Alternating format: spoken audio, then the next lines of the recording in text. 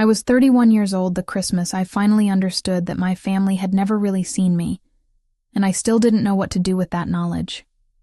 It was December 23rd, and I'd driven 6 hours from Denver to my parents' house in Boulder, the same colonial-style home they'd bought in 1989, with the same manicured lawn and the same boxwood shrubs that never seemed to age. The interior smelled like my mother's obsession with Yankee candles. This year it was cozy cabin. And the living room held the same furniture it had held for 15 years. A cream sectional that nobody sat on except during staged family photos, Persian rugs that collected dust, and a stone fireplace that my father kept perfectly maintained but rarely used.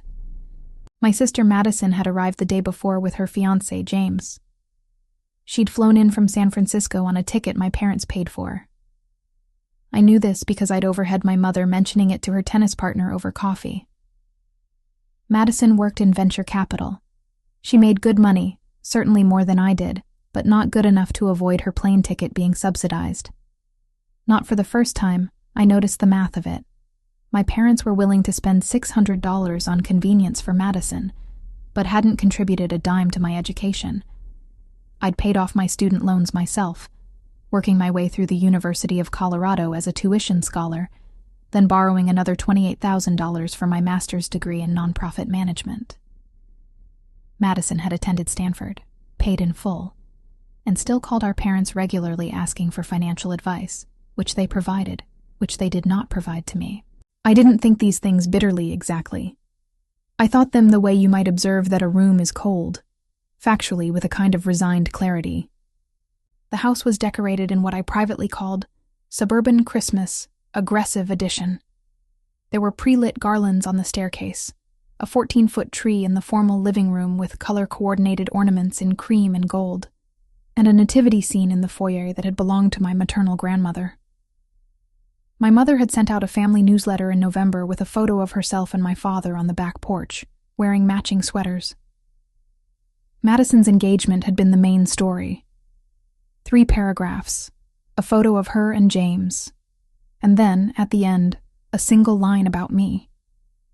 Sarah continues her work in the nonprofit sector in Denver. No details, no warmth, just a factual statement, like a tax filing. I'd read it standing in my apartment on Gaylord Street, in the kitchen I'd slowly renovated by myself over 2 years, replacing cabinet hardware, painting walls, learning to install tile. I'd read it and thought, okay, that's fine. I don't need them to celebrate me. But I'd felt the small, familiar ache beneath the thought, the one that never quite disappeared. My mother was in the kitchen when I arrived, preparing vegetables for Christmas Eve dinner. She hugged me briefly, her arms full of carrot peels. "Sarah, wonderful. You made good time," she said, the way someone might comment on a package arriving on schedule. "Dinner's in the slow cooker. Madison's upstairs. Your room is ready." My room. Still called my room, even though I hadn't lived in this house for 9 years. It still contained the twin bed I'd slain on in high school, still had the same pale blue walls, still held the small bookcase with my old journals and boarding school trophies. My father was in his office, working. He worked constantly now, even though he'd been largely retired for 3 years. He came out to shake my hand and ask about the drive, then drifted back to his desk. He'd never been physically warm, but there was a particular quality to his distance with me, an assumption of my self-sufficiency that had long ago stopped feeling like a compliment. Madison emerged around 7, radiant in a cream cashmere sweater and jeans that probably cost more than my monthly rent. She threw her arms around me in a way that felt performative, all energy and volume. She'd always been the one who expressed things, who took up space, and I'd always been the one who received those expressions and carefully adjusted herself to give the appearance of reciprocal feeling. "You look tired," she said, stepping back to examine my face. "You need to relax more. Is Denver still boring? You should move to California. Everyone's there." I didn't say that I liked Denver, that I'd built a life there, that I had professional connections, and was working toward a director position at my organization.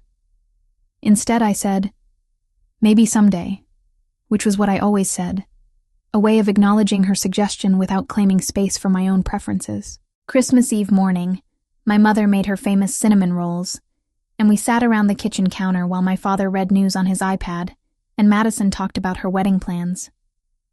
The wedding would be in June, at a venue in Napa. It would be extremely expensive. My parents were thrilled. They'd already booked the hotel, made donations to the venue, and promised to help with various details. "Sarah, you'll be a bridesmaid, of course," Madison said, almost as an afterthought. "We need to get you a dress fitting soon. My planner will send you details."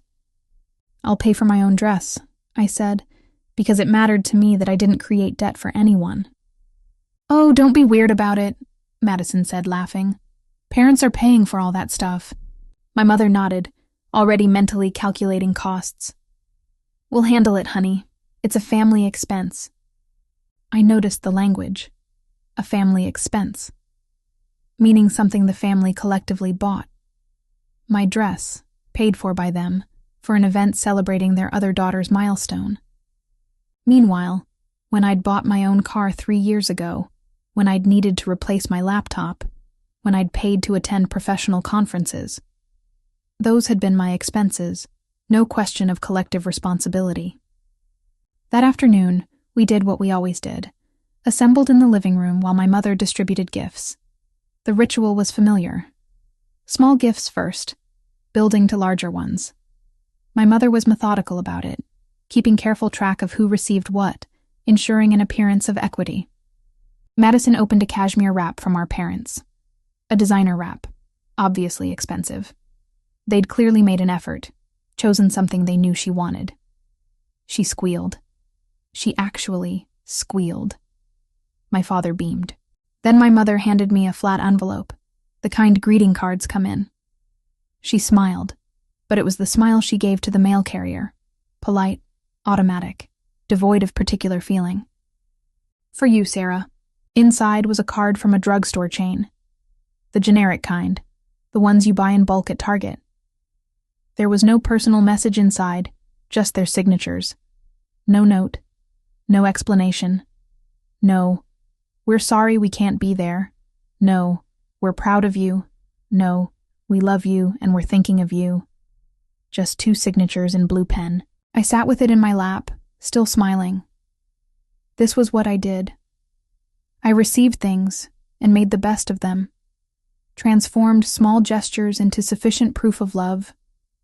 Recontextualized the absence of genuine feeling into something I could carry. Something that didn't require me to ask for more or to feel the weight of the inadequacy too heavily. "Thank you," I said. "This is nice." Madison, already holding her wrap around her shoulders, looked at the card in my hands and made a small face. "That's kind of cheap," she said, without any apparent awareness of the cruelty. "Mom, seriously?" My mother actually looked embarrassed. Not about the card, I realized, but about being called out for cheapness. About appearing stingy in front of Madison. She shot a look at my father, as if he should have prevented this observation. "We thought, Sarah doesn't usually expect much. She's always so independent," my mother said. It was a familiar phrase, the word independent deployed like a justification for neglect. "We thought she'd prefer cash, but..." "It's fine," I said, the words efficient and smooth, practiced from years of smoothing over these moments. "Really, I appreciate it." My Aunt Catherine, who was staying with us, my mother's younger sister, the one with the kind eyes and the sharp mind, set down her coffee cup and excused herself to go to the bathroom. I watched her leave, and a moment later, I noticed that she'd looked at me for just slightly too long, with an expression that suggested she'd witnessed something she found troubling. Later that evening, after Madison and James had gone upstairs and my parents had retreated to their respective spaces, I told them I was going to take a drive. I needed air, needed to clear my head. These were the kinds of statements they accepted from me without question, because I was reliable, responsible, the kind of daughter who didn't create problems or require extensive support. I drove up into the foothills, to a pullout near Flagstaff Road that I'd discovered years ago. The lights of Boulder stretched below me, golden and distant. My hands were cold. I gripped the steering wheel and felt my chest tighten, felt something thick and bitter moving up through my throat. And then I was crying.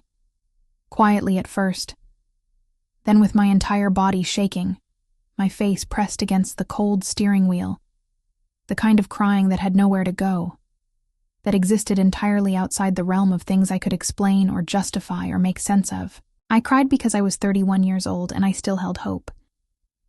I cried because I'd driven 6 hours to be in a house where no one had genuinely asked me a single question about my life.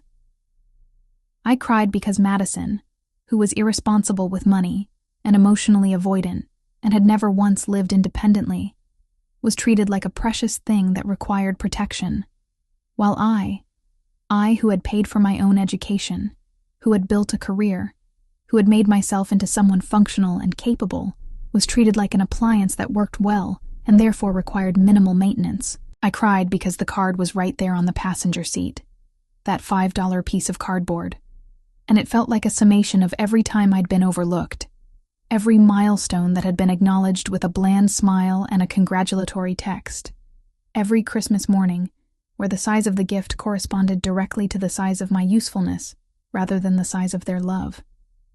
And then I stopped crying, because I was someone who didn't linger in emotion.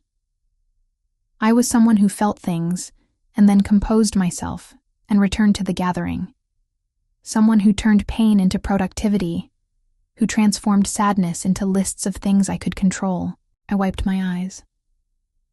I started the car.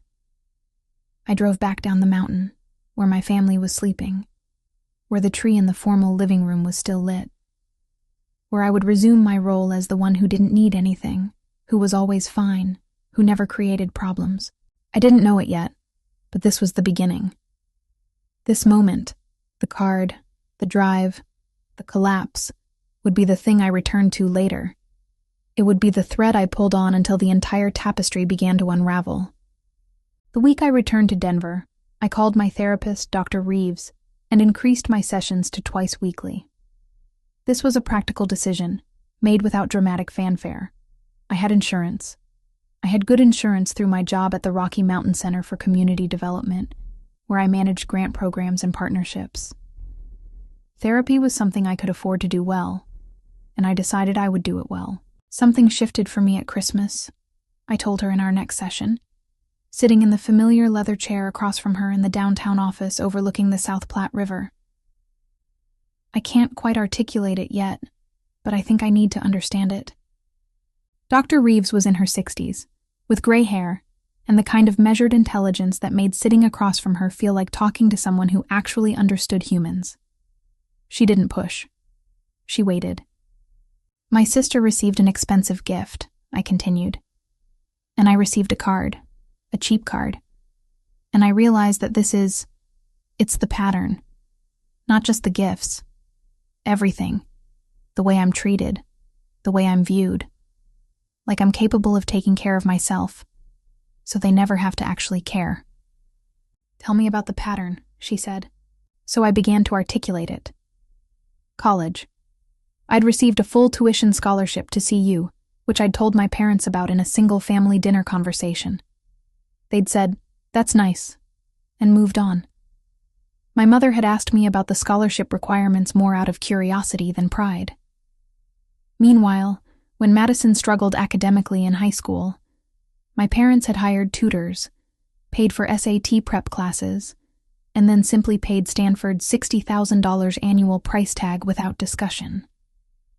When Madison graduated, there was a large celebration, a dinner at a country club, invitations sent to extended family, a photographer hired. When I graduated, my parents attended the ceremony. We went to a casual dinner afterward at a Tex-Mex place. No photographer. My mother had to work the next day. After college, I'd moved to Denver to start my master's program and my first job. I called home sometimes. They called back occasionally. They visited once in my first year and spent most of the visit critical of my apartment. Too small, in a transitional neighborhood, poorly appointed. They gave me a Target gift card and left after 2 days. Meanwhile, Madison had moved to San Francisco and lived in an expensive building in Pacific Heights, and my parents visited 4 times in the first year, took her to nice restaurants, took her shopping. When she needed money to pay for her apartment deposit, my father simply transferred it. When she wanted to take time off work to find herself, as she put it, they supported her financially for 6 months while she figured things out. When I needed to borrow money for a research trip as part of my master's program, a trip that would have strengthened my professional development, I didn't even ask. I simply worked extra hours at a part-time job I held on top of my full-time job. I've spent my entire life, I told Dr. Reeves, being treated as if my independence is a virtue, as if the fact that I don't need them somehow proves they're good parents. But it's not that. It's that I've never been valued for myself. I've only been valued for my usefulness. I said the word usefulness, and something clicked into place. What happens when you're not useful? Dr. Reeves asked. I didn't answer immediately because the question made me aware of something I'd never quite articulated. I was afraid of the answer. I was afraid that if I stopped being the capable one, the independent one, the one who never created problems, I might disappear entirely in their eyes. That night I went home to my apartment and sat on my couch and didn't do anything productive. I didn't open my laptop. I didn't organize my closet. I didn't call anyone. I sat in silence, and I thought about every time I'd been overlooked, every time I'd made myself smaller so that someone else could be larger, every time I'd accepted less because I was afraid that asking for more would reveal the truth, that I didn't matter to them in the way that mattered. I thought about my 12th birthday, when Madison had pneumonia, and we'd skipped my party to take her to the hospital. I'd never minded. I'd told people. She was sick. It was fine. But I was sitting here now, 31 years old, and I realized that I'd been fine with too many things. I'd been fine with being invisible. I'd been fine with mattering less.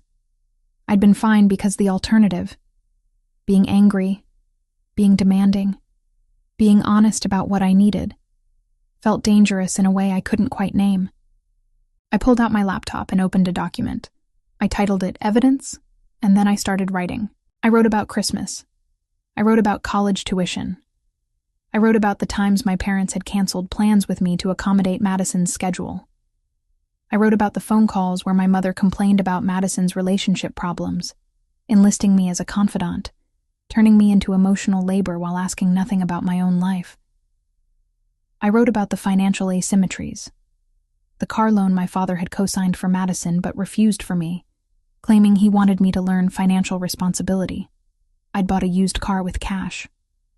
The money for Madison's yoga teacher training certification that was positioned as an investment in her self-care, while my request for money toward a professional development conference had been met with, "That seems expensive."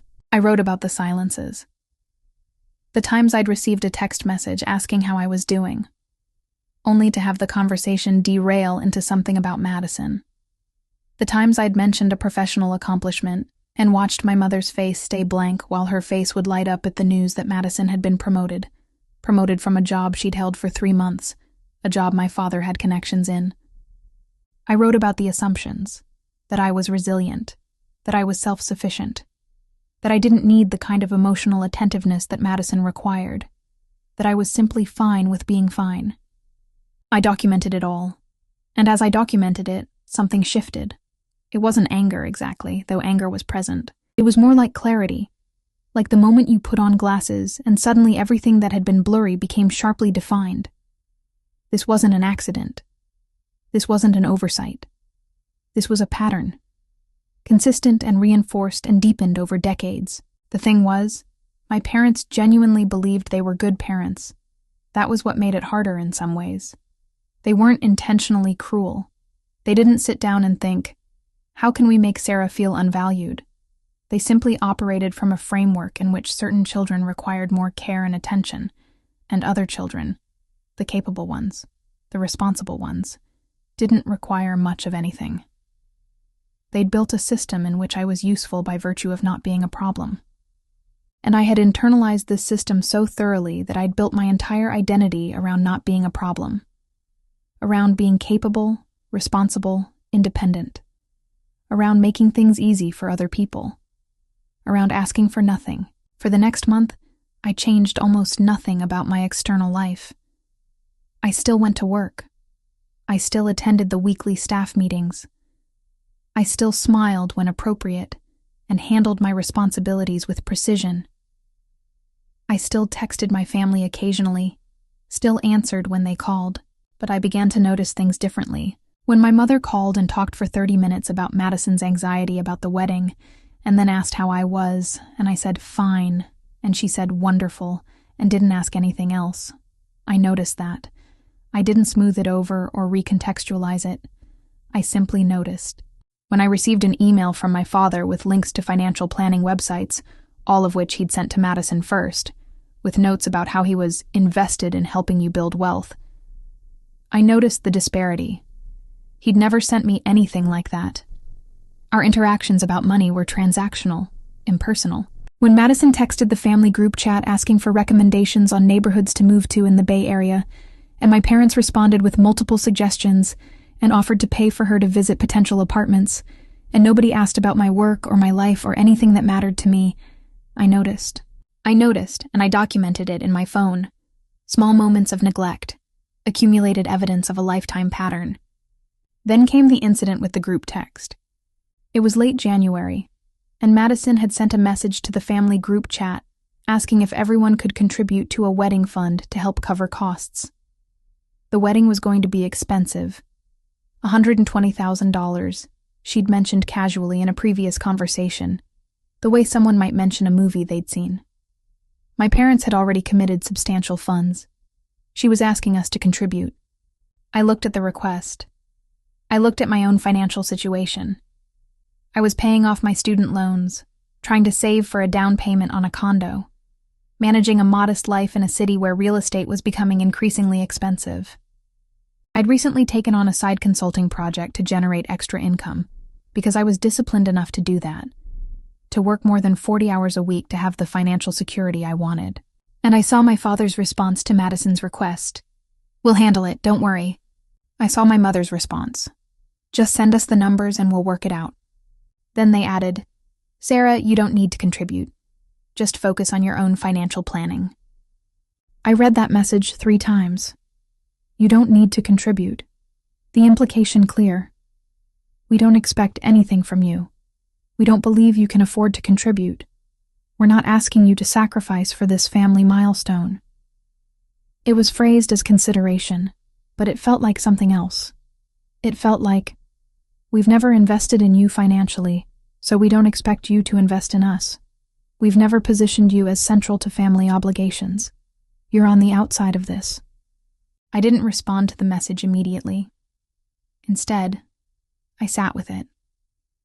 I let myself feel the thing I usually didn't let myself feel, which was the reality of my position. I was on the outside. I had always been on the outside. I was the one they didn't expect anything from and didn't offer anything to. I was the one who was capable of taking care of herself, which meant she didn't deserve to be taken care of. The realization was simultaneously clarifying and devastating. I didn't go home for Madison's bridal shower in March.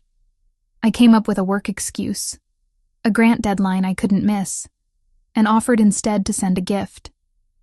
I sent something expensive, actually. A high-end set of bedding from a store I knew Madison loved. I spent money on it that I didn't have to spend, that I'd budgeted to put toward my condo fund, because I was still operating under the old system, still trying to prove something. Then I stopped myself. Why did you do that? Dr. Reeves asked in our session after I mentioned it. Because I always do it, I said. Because if I don't show up and participate and make gestures, then I'm the difficult one. The one who's not a team player. The selfish one. Is that true? No, I said, but it's what I feel. What would happen? Dr. Reeves asked carefully, if you let yourself be the selfish one. The question terrified me. Because being selfish meant potentially not being loved. Being selfish meant risking the fragile structure of my family relationships. Being selfish meant no longer accepting the crumbs and pretending they were feasts. I don't know, I told her. I think you do know, she said. I think you've always known. But you've been too afraid to find out. In April, I made a decision. I was going to redirect my energy and my money. I signed up for a pottery class at the Denver Art Studio, something I'd wanted to do for years but never prioritized. I spent money on it. $300 for 8 weeks, supplies included. I didn't tell my family about it. There was no reason to tell them. They wouldn't have been interested. I also did something harder. I went through my apartment and I removed the family photos. There weren't many of them. I'd never been one to display photos prominently, but there were a few. A framed picture of me at college graduation with my parents. A photo of Madison and me as children. A family portrait from 10 years ago that my parents had printed and framed and given to me as a gift. I took them down. I put them in a box. Then I replaced them with things I actually loved. A photograph I'd taken myself in Rocky Mountain National Park. A print from a local artist I admired. A vintage map of Colorado that I'd found at an estate sale. Small objects I'd collected over years. A ceramic bowl from a market. A wooden carving. A piece of sea glass. I looked at my apartment when I was done. It looked like it belonged to someone I wanted to be. Someone who had made choices about what mattered to her. Someone whose space reflected her own values and aesthetics, rather than obligations to family. That same week, my boss pulled me into her office. Jennifer Salazar was the executive director of the Rocky Mountain Center, and she was someone I deeply respected. She'd hired me 3 years ago and had watched my work evolve from competent to exceptional. We had a good relationship, but it wasn't the kind where we discussed personal things. "I wanted to talk to you about the director position," she said. "We're creating a new role focused on partnership development, and I think you're ready for it. I'd like you to consider applying." I felt my stomach flutter. I'd been waiting for this opportunity. I'd been positioning myself for it, had quietly been taking on more responsibility, had been building the skills I'd need. "The salary is $95,000, she continued, plus benefits. There's room for growth, and I think you're the right person to build this program from the ground up." I wanted to accept immediately. Instead, I did something that surprised me. I asked for time to think about it. "Of course," Jennifer said, looking slightly taken aback. "When do you think you'll have an answer?" "By Friday?" I said, and then felt immediate anxiety about delaying. Why was I delaying? Why wasn't I simply accepting this thing I wanted? That night, I drove out to the same overlook where I'd cried on Christmas Eve. The city was lit below me, and the evening was clear and cold. I called Dr. Reeves on my cell phone, and she picked up immediately because she had a policy of taking calls from established clients in crisis, and somehow she sensed that I was in crisis, or at least approaching a threshold. "I was offered a promotion," I told her. "A real promotion. Meaningful work, good money, and I panicked. I panicked about accepting my own success." "What are you afraid of?" she asked. "That if I accept it, if I step into this role, I'll become someone different. Someone who's not available for my family. Someone who can't be taken advantage of because she's too busy with her own life. Is that a bad thing?" "No," I said, "but it's a terrifying thing." "Why?" I was quiet for a moment. The lights of Denver spread below me, and I thought about how long I'd been trying to make myself small so that other people could remain centered. I thought about how my entire identity had been built on the premise that I was the one who didn't need anything, who didn't cause problems, who was always fine. "Because if I step into my own life," I said, "I might discover that nobody else comes with me." "Would that be so terrible?" Dr. Reeves asked. I didn't answer right away, and then I did. "Yes," I said. "Because then I'd have to accept that the relationships I valued were never reciprocal, that I was never loved the way I thought I was, that my entire family structure was built on a lie." "Which lie?" she asked. "That they loved me for me," I said, "and not just for my usefulness." There was a long silence on the line. Then Dr. Reeves said, "You've already accepted that, though. I don't think you're afraid of accepting the promotion. I think you're grieving the childhood you didn't have. I think you're grieving the family you wish you'd had. And grief is appropriate here. Grief is the right response." I accepted the promotion on Friday. I called Jennifer and said yes, and I could hear the smile in her voice when she asked when I could start. I said immediately, and we began to discuss the transition plan. When I told my family, I did it via email. Not to be cold, but because I wanted to articulate it clearly, without the pressure of their immediate responses shaping what I said. I wanted to let you know that I've been promoted to Director of Partnership Development at the Rocky Mountain Center, I wrote. It's a new position that I'll be building from the ground up. The salary is $95,000 annually, and I'll be overseeing the partnership strategy for the organization. I start the new role next month. I'm excited about this opportunity and looking forward to the work. It was the language of a professional announcement. I included no personal feelings, no vulnerability, no invitation for their praise. It was simply information. My mother called within an hour. "Congratulations, sweetie," she said, and I could hear in her voice that she was pleased, but also slightly confused, as if my success didn't quite fit into the category she'd placed me in. "That's wonderful. More responsibility?" "Yes, quite a bit more," I said. "And you can manage that? With everything else you're doing?" The question landed like a stone. With everything else I'm doing meant with your family, with being available, with not taking up too much space. "Yes," I said, "I can manage it." "Well, good," my mother said. "We're proud of you. We're proud of you." The words I'd been waiting my entire life to hear delivered in a phone call that lasted 4 minutes, which she ended by saying she had to go because she had a tennis game. After I hung up, I sat with the fact of that phone call. With the fact that my success was something they could be proud of, but not something that had required them to do anything, to invest anything, to show up in any meaningful way. 2 months later, I was in my pottery class, working with clay, trying to center a bowl on the wheel. I was terrible at it. My bowls came out lopsided and uneven, and I found this endlessly satisfying. They were perfect in their imperfection, and there was something deeply right about spending time on something I was bad at, something that would never be judged or measured, something that was purely for myself. I was talking with another student, a woman named Claire, who was probably in her 40s, and who'd been coming to the class for a year. She was skilled, her bowls perfectly centered, her technique refined. "How long did it take you to get good at this?" I asked. "Oh, I'm still not good," she said, laughing. "I'm better, but I don't know if I'll ever be good. And that's kind of the point for me. I don't do this because I need to be excellent. I do it because I like the feeling of mud in my hands. I like creating something with no purpose other than existence." I thought about that as I drove home. I thought about how radical it was to do something simply because I liked it, simply because it brought me pleasure, with no external justification, no explanation, no apology. I also, around the same time, did something harder. I called my father and asked him to clarify our finances. This was a big step, because I'd always been someone who didn't ask questions about money, who didn't want to seem needy or greedy. Money conversations felt dangerous to me, like they might expose the fundamental inequality of my position. My father agreed to meet with me over Zoom, and when we did, I came prepared with questions. "I'd like to understand the financial support you've provided to Madison," I said. "Not to judge, but to understand the pattern, for my own financial planning." My father was quiet for a moment.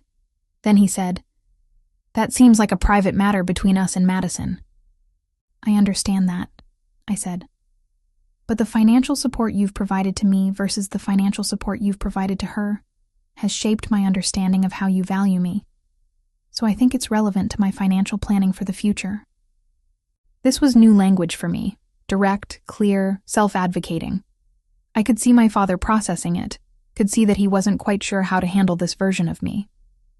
"We've tried to support both of you according to what we thought you needed," he said finally. "Which is exactly the problem," I said. "You decided what I needed without asking me. You decided I was independent, so I didn't need anything. But what I actually needed was to feel valued. I needed to feel like I was worth your time and your resources, and those are two very different things." My father looked uncomfortable. "I'm not sure what you want me to say." "I want you to acknowledge that the support has been unequal," I said. "I want you to understand that treating capability as a reason to withdraw investment is a form of emotional marginalization.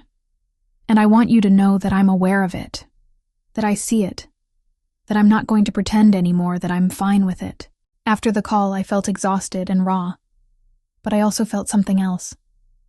I felt like I'd spoken a truth that needed to be spoken, regardless of whether it was received well.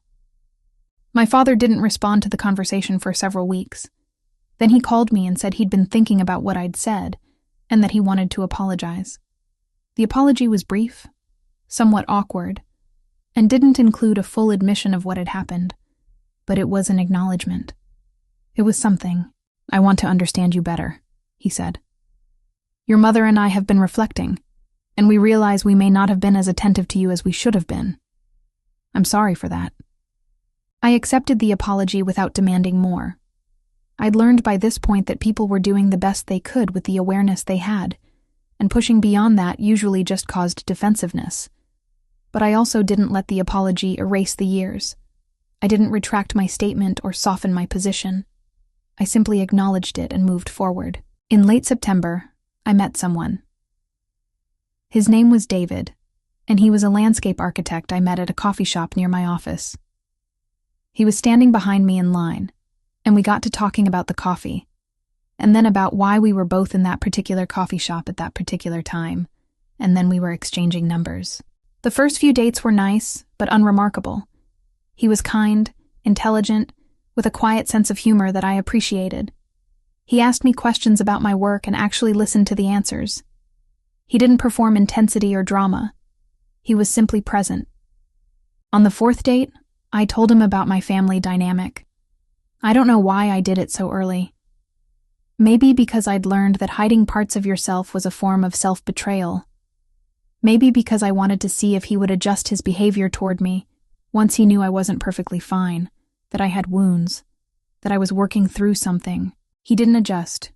He listened. He asked thoughtful follow-up questions, and then he said something that surprised me. "That sounds really hard," he said. "And I also think you sound like someone who's done a lot of work to understand it. That takes real strength." I wanted to deflect, to minimize, to tell him it wasn't that big of a deal. Instead, I said, "Thank you for saying that." And that felt important. It felt important to let his words land, to not immediately refute them, or excuse the people who'd hurt me.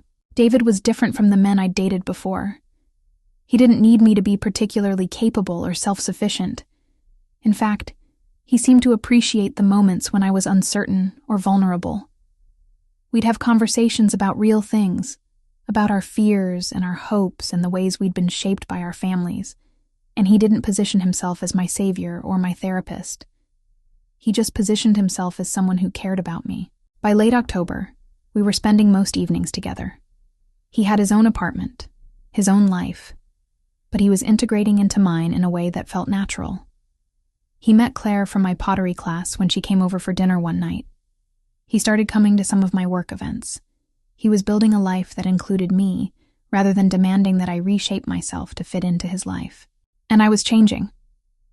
The way I moved through the world was different. I stood straighter. I spoke with more confidence. I didn't immediately defer to other people's opinions. I'd spent so many years making myself smaller that stepping into my full size felt radical. My mother noticed something was different when I visited in November. I'd driven up to Boulder for Thanksgiving, and I'd brought David with me. He'd been nervous about meeting my family, and I'd been honest with him about what he might encounter. Emotional distance, a focus on Madison, a general lack of warmth. "You should know," I'd told him, "that my family isn't going to treat me the way that I treat people I love. It's not personal to you. It's just how they are." But I also wanted him to see where I came from. I wanted him to understand the environment that had shaped me. The first evening, my mother was cordial, but cool. She made nice comments about David, but didn't seem particularly interested in him. She was focused on the cooking, on the logistics of Thanksgiving dinner, on making sure everything was perfect. Madison arrived the next morning with James, and immediately the entire energy of the house shifted. She was louder, brighter, more central. My parents engaged with her in a way they didn't engage with me. They listened to her stories about work. They asked about the wedding.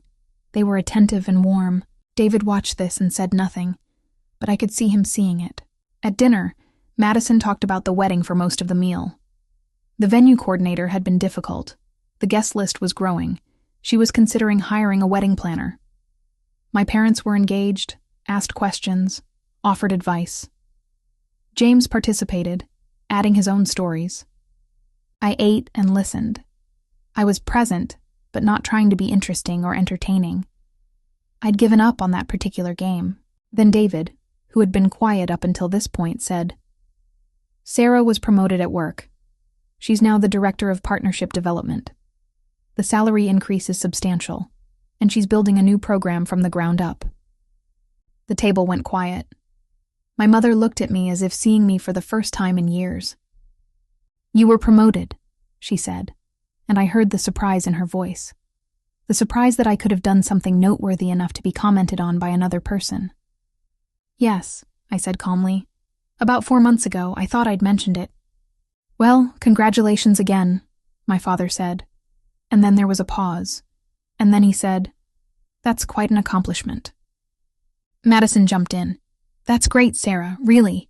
You must be excited." And I heard in her voice the same perfunctory warmth that my mother had used.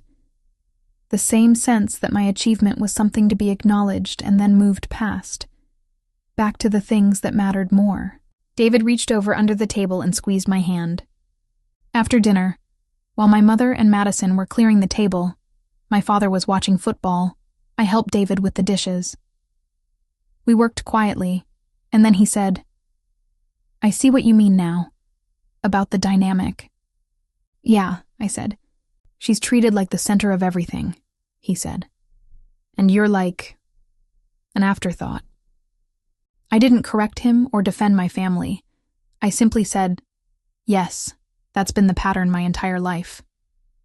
"How do you stand it?" he asked. "I'm learning not to," I said.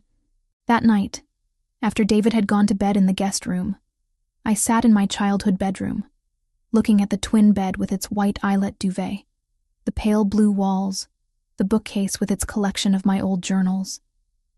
And I felt the vastness of time, all the years I'd spent in this room, trying to be small enough, quiet enough, good enough to deserve love. I thought about the girl I'd been, conscientious, responsible, eager to please, and I felt a deep sadness for her. Not the self-pitying kind of sadness, but the kind that comes with witnessing something true, that she had been alone in trying so hard, that her effort had not been matched, that her love had not been reciprocated at the same level she'd given it. And I thought about the woman I was becoming, clearer, more solid, more willing to take up space, and I felt something like hope. Thanksgiving dinner ended early the next day, and David and I drove back to Denver in the afternoon. He was quiet for most of the drive, and then he said, "I want to tell you something, and I need you to actually hear it instead of deflecting." "Okay," I said. "You're extraordinary," he said. "Not because you're capable or independent or any of that, but because you've had to survive in an environment that didn't value you, and you not only survived it, you're actively working to heal from it. That's not something everybody does. That requires real courage." I didn't have a response, so I just drove and let his words exist in the space between us. Winter moved into December, and it was time for the holidays again. For the first time in my adult life, I made a conscious decision not to go home for Christmas. Instead, David and I were going to spend the holiday in the mountains. We'd rented a cabin near Grand Lake, and we were planning to hike and cook and be quiet together. I called my mother on a Tuesday and told her, "We've already planned to celebrate without you," she said, trying to hide the hurt in her voice. "Madison and James will be here. We were going to do Christmas Eve dinner and then Christmas brunch." "I know," I said. "I'm sorry, but I need to do something different this year." "What do you mean different?" "I mean, I need a holiday that's about what I want," I said. "Not about being in a space where I feel like an afterthought. Not about pretending that everything is fine when it's not. I need a break from that." My mother was quiet for a long time. Then she said, "You're angry with us."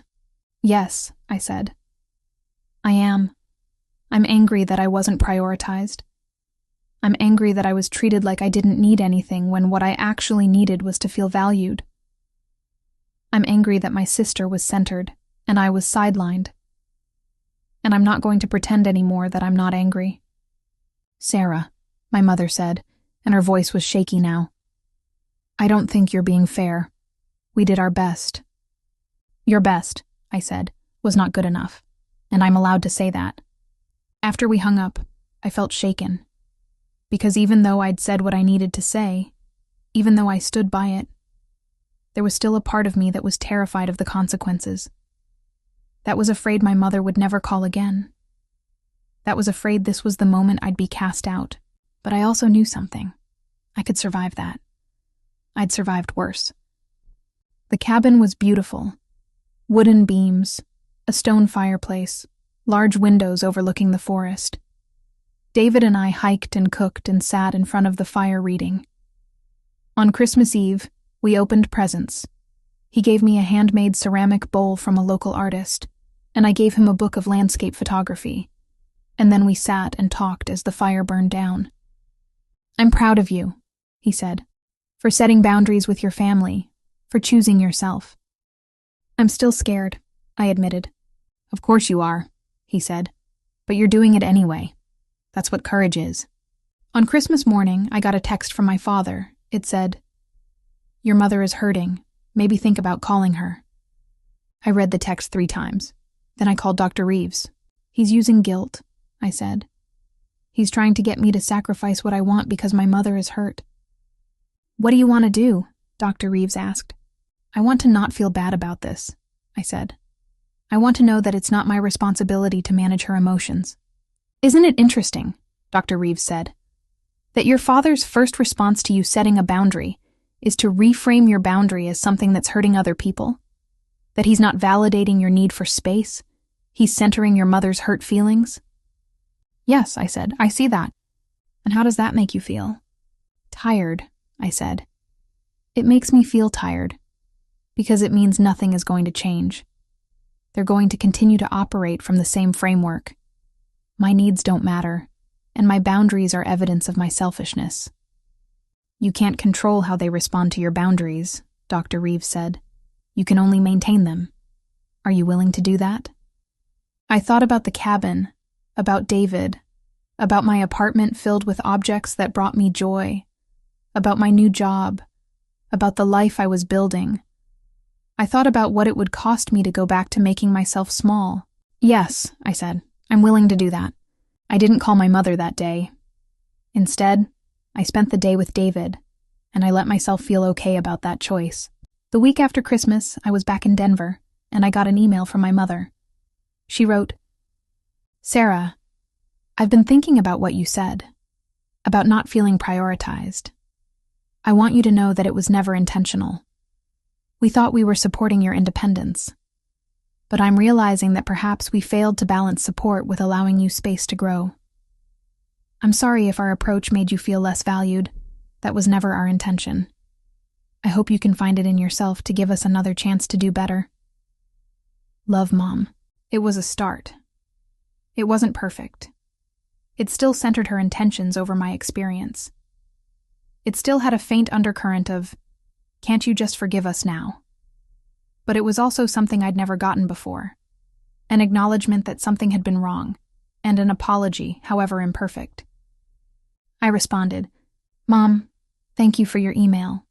I appreciate the apology. I want to be in relationship with you and Dad, but it has to be different.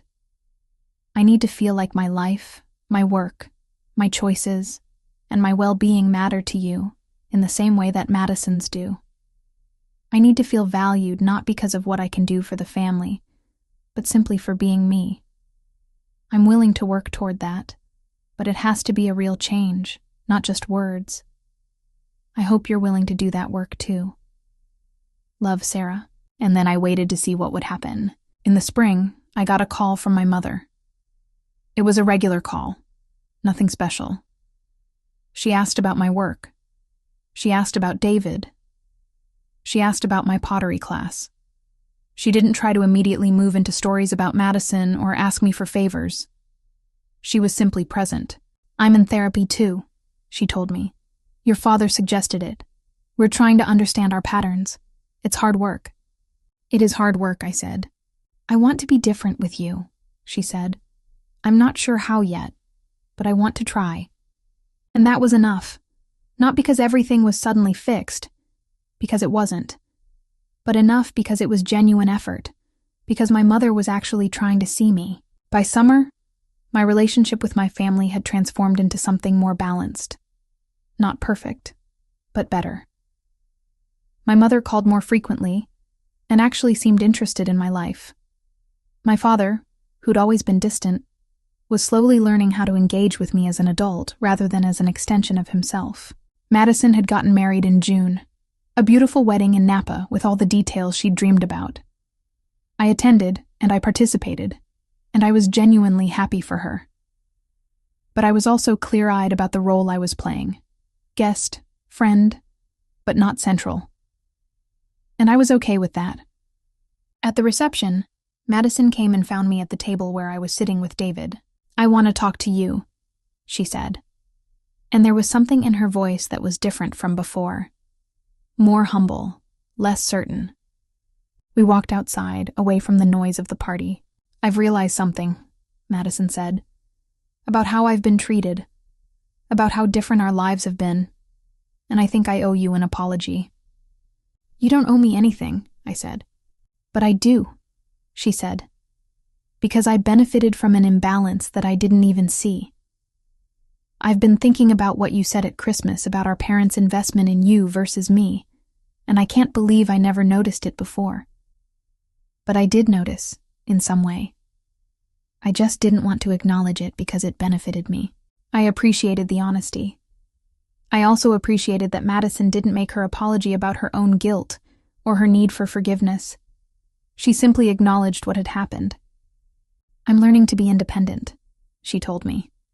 "Finally. It's harder than I expected, and it's making me understand how much you've had to do on your own." "It is hard," I said, "but it's also empowering. That conversation didn't suddenly erase all the hurt or instantly rebuild our relationship. But it was a beginning.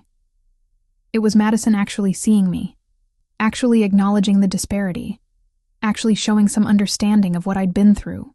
A year after the cabin, David and I moved in together. We bought a condo in a neighborhood that was neither too trendy nor too suburban, a place that felt like us. We painted the walls colors we chose. We filled the space with objects we loved. We built a home together. At work, my program for partnership development had become one of the most successful initiatives the organization had launched. I'd been invited to present at national conferences. I was being recruited by other organizations.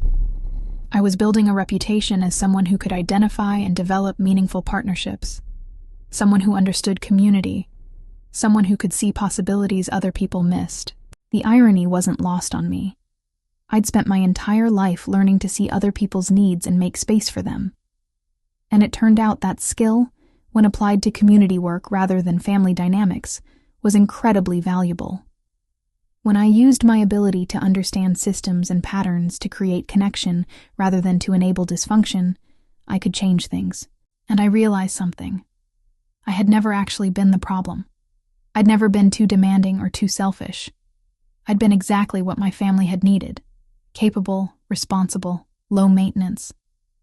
But that didn't mean I deserved to be treated as less than. It just meant I'd been useful in a way that was convenient for them. In the fall of my 32nd year, I was in my apartment.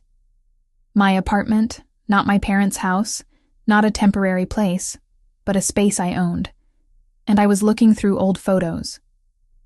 I found a picture from the Christmas 2 years ago, the one where I received the drugstore card. I was sitting in the family living room, and my face was composed. But if you looked closely, you could see the exhaustion in my eyes. You could see someone trying very hard to be okay. I kept that photo. I put it in a frame, not on display, but somewhere I could see it. It was a reminder of where I'd come from, what I'd survived.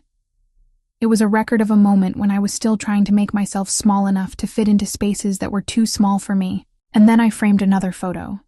This one was taken more recently, David and me at a hiking trail, the mountains behind us. In this photo, I was smiling with my whole body. I was standing straight. I was taking up space. I was visible. I put these two photos side by side on a shelf in my bedroom. Not as a judgment of my past self, but as evidence of change. As proof that it was possible to move from invisibility to presence, from accommodation to assertion, from hoping to be seen to being too busy seeing myself to care if other people noticed. Because that was the thing nobody tells you about reclaiming your worth. It's not a dramatic moment. It's not a confrontation or a dramatic exit or a moment of vindication. It's a slow, steady accumulation of choices. It's waking up and deciding that you matter. It's refusing to apologize for taking up space. It's choosing people and places and pursuits that actually honor you. It's learning that worth isn't something given to you by your family. It's something you build day by day, boundary by boundary, choice by choice. My family still isn't perfect. My mother still occasionally defaults to patterns of dismissal. My father still struggles with emotional attunement. Madison is still sometimes self-centered, though she's trying to be more aware of it. But they're also trying.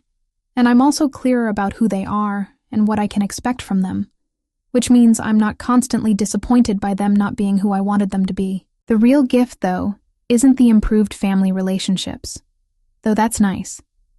The real gift is that I finally understand that I was never the problem. I was never too much or not enough. I was never unworthy of investment and attention and genuine love. I was simply placed in a system that valued certain types of people, the needy ones, the dramatic ones, the ones who didn't take care of themselves, and devalued the ones who seemed fine, who seemed capable, who seemed to not need anything. And I decided to stop playing that game. I wonder sometimes what my life would look like if I'd never cried in that car overlooking Boulder. If I'd never pulled at the thread and watched the whole tapestry unravel. If I'd simply continued showing up as the reliable one, the capable one, the one who didn't ask for anything. I think I'd still be fine in the way I was fine before. But I wouldn't be happy. I wouldn't be truly alive. I'd still be operating from a place of fear and accommodation, still trying to prove something to people who weren't actually paying attention. Instead, I'm here. I'm building a life. I'm in relationship with people who choose me. I'm working on projects that matter to me. I'm learning pottery and hiking and how to be present without performing. I'm learning that love doesn't have to be earned. That worth is intrinsic. That boundaries aren't cruel. They're necessary. And I'm learning something else. Something that took me 31 years to understand. That sometimes the most powerful thing you can do is simply walk away from a system that doesn't value you and build something better. The question I always carried, the one that drove me to attempt to be perfect, to be useful, to be undemanding, was if I don't do this, who will? The answer I finally arrived at was someone else. And that's okay. That's more than okay. That's freedom. My family didn't destroy me, but they also didn't fully see me. And that's a kind of loss that I'm still processing. But it's a loss I can survive. And more importantly, it's a loss that I refuse to let define me. So here's what I want to tell you, whoever you are, reading this. If you've spent your life trying to prove your worth to people who've already decided you're not worth much of anything, you might be ready to stop. You might be ready to walk away from that game and build a different one. You might be ready to discover that the worth you've been seeking from your family lives inside you, has always lived inside you, waiting for you to finally believe it. The quiet reckoning isn't about getting revenge. It's not about making other people understand how they've hurt you.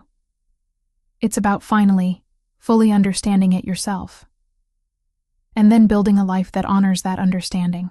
It's about choosing yourself day after day, until choosing yourself becomes as natural as breathing. That's the real victory. That's the real freedom. And it takes far longer than anyone tells you it will. But it's worth every quiet moment of clarity, every boundary, every choice. It's worth every brave, ordinary, revolutionary moment of finally truly believing that you mattered all along.